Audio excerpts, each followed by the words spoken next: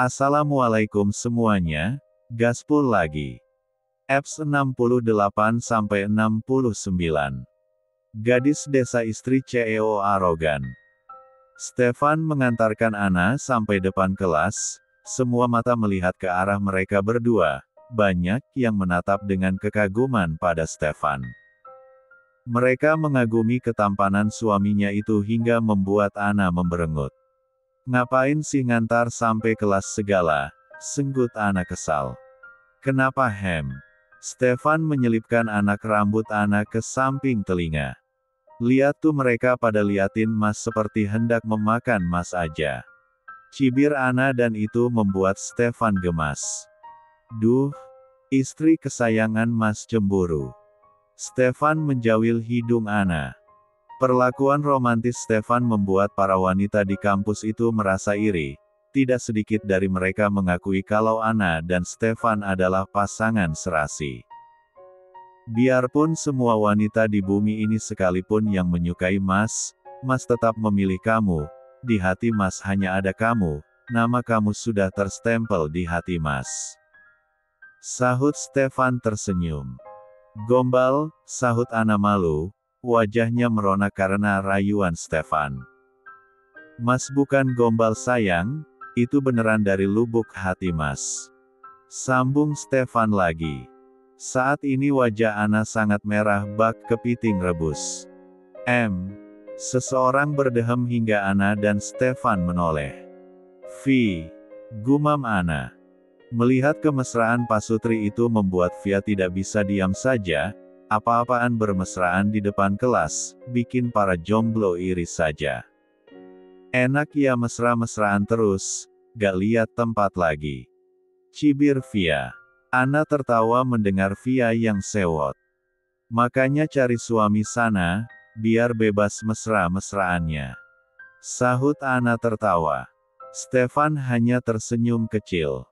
Ya udah masuk cepetan, suruh mas suamimu pulang. Sambung Via. Hei, kau mengusirku.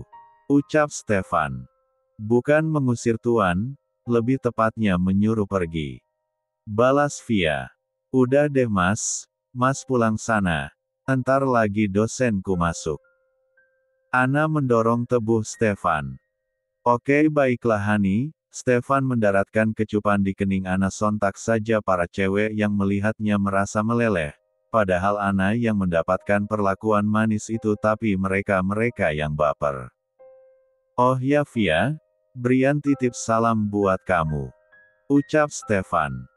Hari gini titip salam, seharusnya titip uang, miskin amat jadi cowok. Jawab Via santai. Anna dan Stefan menggeleng dengan tingkah Via dan Brian. Kemarin-kemarin Via yang kekeh mengejar Brian. Dan sekarang Brian yang balik mengejar Via, kisah mereka sungguh rumit, tinggal baikan aja pun kan selesai masalah. Sepulang dari kampus Anna desen Via menemui Stella di Floris Bunda Aish. Stella sudah menikah dengan Marcel, sejauh ini pernikahan mereka baik-baik saja, meskipun mereka menikah dadakan seperti tahu bulat dan tanpa cinta sama sekali, yang penting komitmen mereka kuat. Akan menjalankan pernikahan dengan sebaik-baiknya, soal cinta itu urusan belakangan. Sungguh unik kisah Stella dan Marcel. Mereka bertiga duduk di kursi depan toko dengan bercengkrama dan bersenda gurau sambil menikmati snack. Duh bumil satu ini kuat amat ngemilnya. Stella tertawa melihat Anna yang sudah menghabiskan beberapa bungkus besar snack jagung. Mulutnya dari tadi belum berhenti mengunyah walaupun sambil bercerita. Stella menggeleng lucu melihat Anna. Selama hamil ini nafsu makan Anna cukup tinggi, Stefan meski menyediakan banyak stok makanan ringan di rumah. Lia mbak, selama 4 mil ini nafsu makanku gede amat, gak tahu kenapa. Aku pikir setiap wanita hamil begitu tapi Mbak Stella enggak. Ucapnya tertawa kecil. Gak apa nah, sebagian wanita H4 mil memang begitu, nafsu makan mereka naik. Justru bagus jika kamu makannya banyak. Jelas Stella. Dua bumil sibuk terus ngomongin keempat Milan, yang jomblo mah diam aja ah. Timpal Via. Stella dan Anna tertawa mendapat sindiran dari Via. Bagaimana hubunganmu dengan Brian? Dan kapan nikahnya Vi? Tanya Stella serius. La sudah mengetahui jika Via sedang dekat dengan Brian, ia tidak keberatan sama sekali jika Brian bersama Via. Justru dia senang Brian mendapatkan wanita baik seperti Via. Udah deh mbak, jangan ngomongin dia. Sahut Via. La kesal setiap kali mendengar nama Brian. Dia mengakhiri hubungannya dengan Brian mbak. Bisik Anna dengan Stella. Stella tidak melanjutkan pembicaraan tentang Brian lagi karena ia paham tidak ingin merusak mood Via. Di tengah pembicaraan mereka mata Stella menangkap sebuah mobil berwarna putih berhenti tidak jauh dari tokonya. Ia mengernyitkan dahi heran kenapa mobil itu tak bergerak sama sekali dari tadi. Mobil siapa itu? Batinnya masih meneliti mobil itu. Papa, gumamnya pelan. La melihat papanya di dalam mobil itu, karena dia terus memperhatikan mobil itu pun pergi.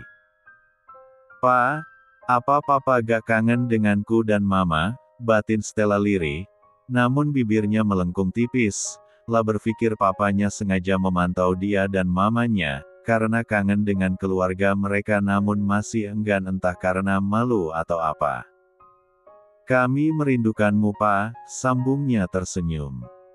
Mbak, panggilan Anna memecahkan lamunannya. Kenapa mbak melamun? Tanya Anna. Gak apa-apa kok. Mereka emak melanjutkan pembicaraan mereka lagi, tanpa terasa hari sudah sore. Anna dan Via pun pamit untuk pulang. Kami pulang dulu ya mbak. Anna cipika-cipiki dengan Stella, begitupun Via.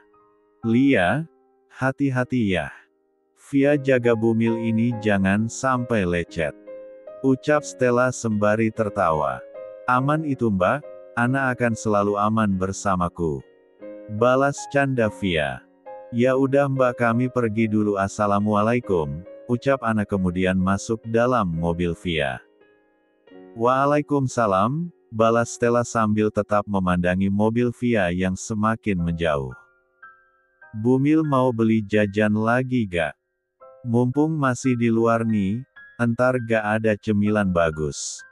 Ledek Via tertawa. Anna pernah menangis karena tidak ada cemilan yang ia makan. Stefan sampai panik dibuat Anna, malah tengah malam lagi. Hahaha, ingat aja kamu soal itu Vi. Sahut Anna tertawa, jika diingat memang konyol sih, masa gak ada jajan aja sampai nangis, kasihan Stefan yang kalang kabut. Saat mobil mereka terus melaju di tempat yang agak sepi, tiba-tiba ada mobil berwarna putih menyalip mereka hingga Via mengerem mendadak mobilnya. Au, pekik Anna saat keningnya terbentur dashboard. Lo gak papana?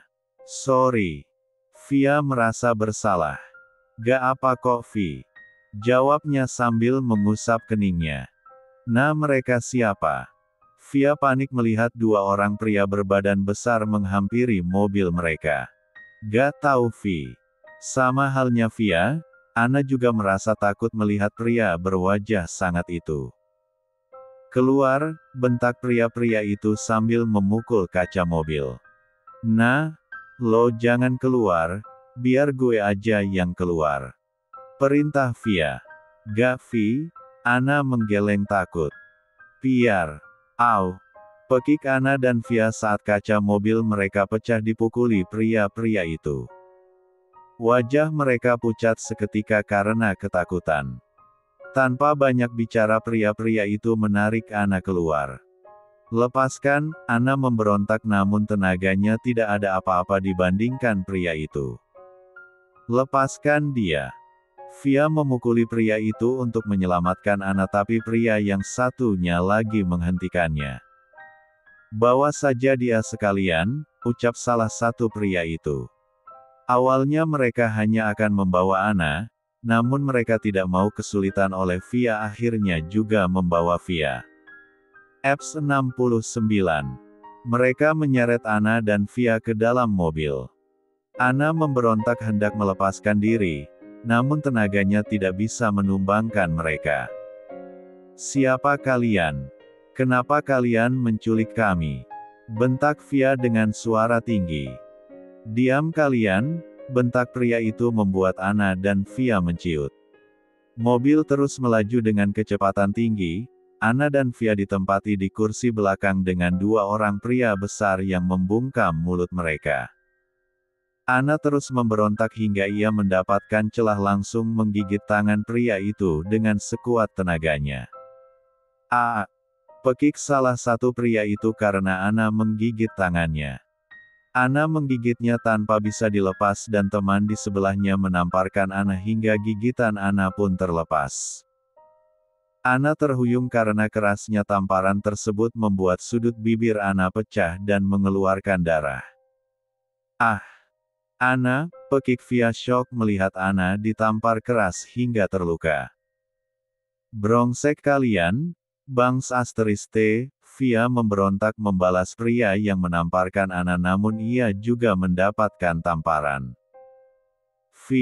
Pekik Anna sebelum ia kehilangan kesadarannya.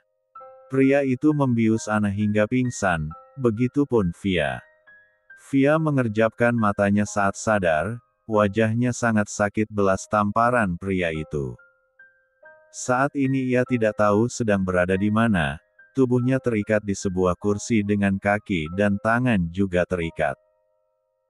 Via menoleh ke arah Anna yang masih belum sadarkan diri.